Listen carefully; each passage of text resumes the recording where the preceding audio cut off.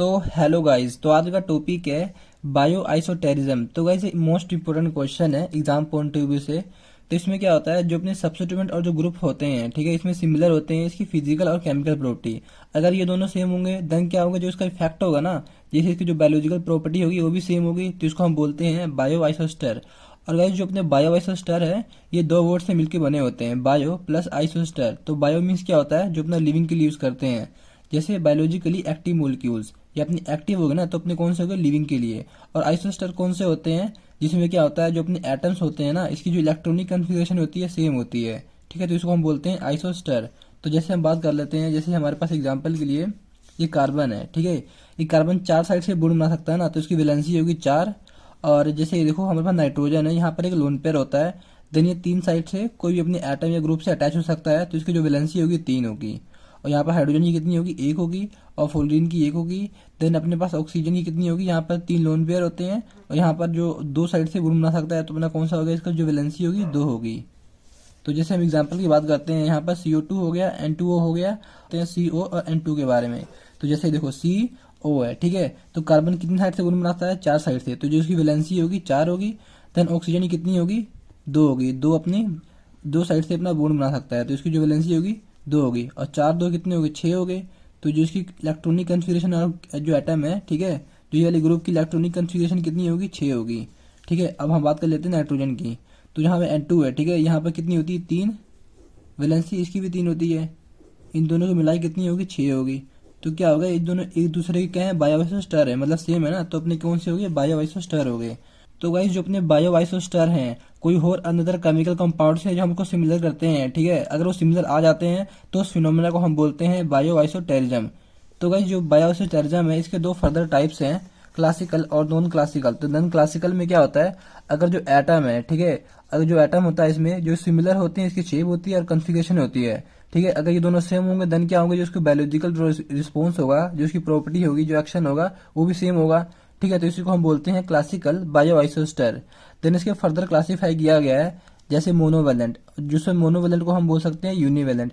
Then इसमें क्या होता है, जो अपने एक ही मतलब अपने एटम या ग्रुप से अटैच हो पाते हैं, तो उसको हम बोलते हैं मोनोवेलेंट। जैसे हाइड्रोजन हो गया, फुलिन हो गया, CH3 हो गया।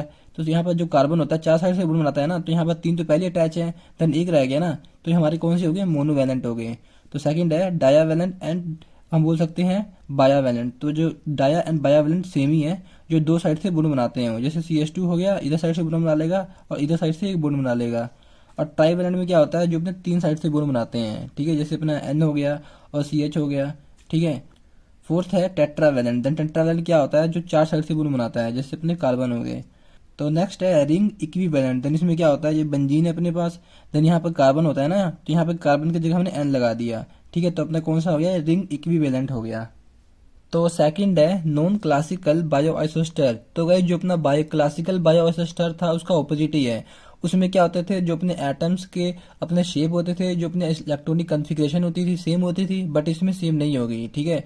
और ये सेम नहीं होती है देन इसमें क्या होता है, जो इसकी प्रॉपर्टी होती है सेम हो जाती है, ठीक है। अगर प्रॉपर्टी सेम होती है देन क्या होगा, इसको बायोलॉजिकल प्रॉपर्टी भी सेम होगी, तो इसी को हम बोलते हैं नॉन क्लासिकल बायोआइसोस्टर। बट इसमें डिफरेंट क्या है, जैसे देखो जो डेफिनेशन है फिट क्यों नहीं बैठती है, जो अपने क्लासिकल में थे, ठीक है, उसमें जो शेप होती थी, इलेक्ट्रॉनिक कन्फिग्रेशन होती थी, सेम होती थी ना, तभी क्या होता था, जो इसको बायोलॉजिकल प्रॉपर्टी सेम होती थी।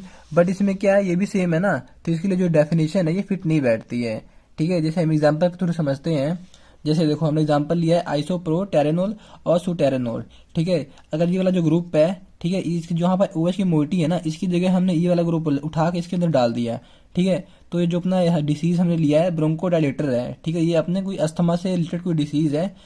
तो जो अपना आइसोप्रोटेरेनॉल है अच्छा मतलब असर नहीं दे रहा है, तो हम क्या करेंगे, जो OH की मोइटी को यहाँ से रिमूव करके ये वाले ग्रुप को हम यहाँ पे लगा देंगे, तो अपना कौन सा बन जाएगा, सुटेरेनॉल बन जाएगा, जो ब्रोंकोडायलेटर के लिए अच्छा काम करेगा, ठीक है, मतलब अच्छा असर करेगा।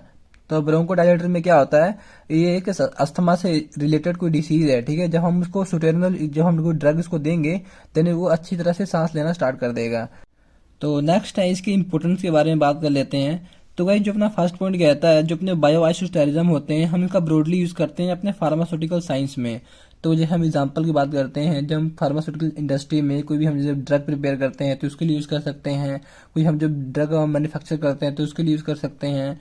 तो नेक्स्ट पॉइंट है तो कोई भी हम इसका यूज कहाँ पे करते हैं, रिड्यूस करते हैं टॉक्सिसिटी को। कोई भी अपना केमिकल है, ठीक है, उसकी जो टॉक्सिसिटी इंक्रीज है, तो हम क्या करेंगे, जो बायो आइसोस्टेरिज्म के हल से हम उसको जो रिड्यूस कर देंगे उसकी टॉक्सिसिटी को, और हम चेंज करते हैं इसकी बायो अवेबिलिटी को। ठीक है, जैसे एग्जांपल की बात करते हैं, हमारे पास क्या है, आइसोप्रोटेरेनॉल है और अपना सुटेरेनॉल है। ठीक है, ये सपोज मान लो जो इसकी बायो अवेबिलिटी है कम है। ठीक है, देन क्या करते हैं, जो यूएस की मोइटी है इसको रिमूव यहाँ से कर देते हैं।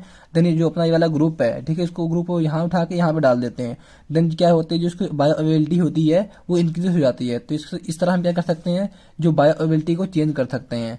तो थर्ड पॉइंट क्या बोल रहा है, अगर हम कोई भी ड्रग है इसको डिजाइन करते हैं, ठीक है, मतलब उसमें जो जो अपने बायो आइसोस्टर है चेंज करते हैं। ठीक है, तो हमने एग्जाम्पल के थ्रू देखा था, जैसे देखो हमारे पास क्या है, ये रिंग है। ठीक है, सपोज मान लो हमारे पास ये रिंग है। ठीक है, यहाँ पर हाइड्रोजन है। ठीक है, और हमने डाल दिया यहाँ पर क्लोरीन डाल दिया, फ्लोरीन डाल, जो मर्जी डाल दो। ठीक है, मैं जस्ट आपको एग्जांपल बता रहा हूँ। ठीक है, अगर एग्जांपल है, इसकी जगह हमने इसको डाल दिया। ठीक है, देन ये फिट बैठता है। ठीक है, मतलब इसका जो स्ट्रक्चर है चेंज नहीं होता है, देन क्या होगा, जिसको बायो एबिलिटी होगी वो चेंज नहीं होगी, जो इसका असर होगा चेंज नहीं होगा। ठीक है, तो नेक्स्ट पॉइंट है help in the production of drug. तो ये ड्रग प्रोडक्शन के लिए हम इसका यूज कर सकते हैं। और जो बायो आइसोटेरिज्म है ये बहुत ही मतलब जो अपने बायोलॉजिकल जो प्रॉब्लम है इसको सॉल्व करने में हेल्प करता है। तो गाइज आई होप आपको समझ आ गया होगा, पर फिर भी कोई भी डाउट रहता है तो आप कमेंट बॉक्स में पूछ सकते हैं, मैं इसका रिप्लाई देने की कोशिश जरूर करूंगा। तो गाइज बात रही इसके नोट्स की, मैं 2-3 दिन में आपको डिस्क्रिप्शन में अवेलेबल करा दूंगा। एक बार डिस्क्रिप्शन जरूर विजिट करें, वहां आपको सब कुछ मिल जाएगा। तो गाइज मिलते हैं नेक्स्ट वीडियो में।